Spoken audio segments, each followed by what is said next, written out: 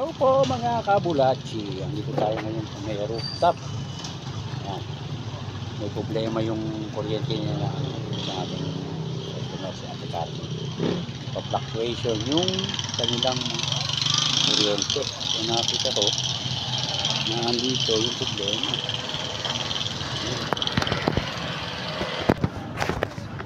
Ito po yung problema niya. Power supply dyan. Galing ng Tarel po na naglolo ko yung power supply. Terminate natin siya na maayos. Napaguhin natin yung connection. Nagulot ng taktak eh.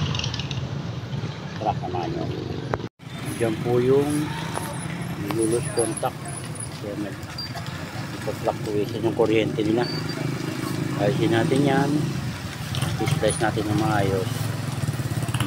Bago natin yung wire. So mga kabulachi, samahan nyo ako. Samahan natin yung kapit ito.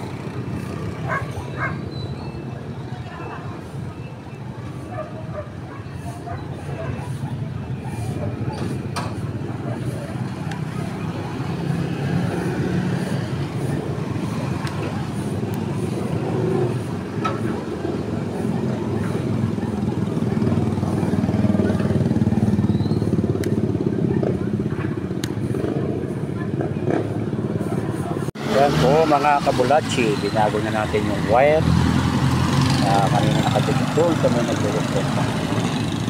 Binago na natin kasi naputol yung isang natestingan natin mahabang.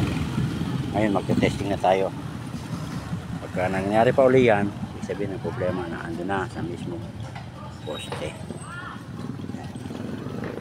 Yan po.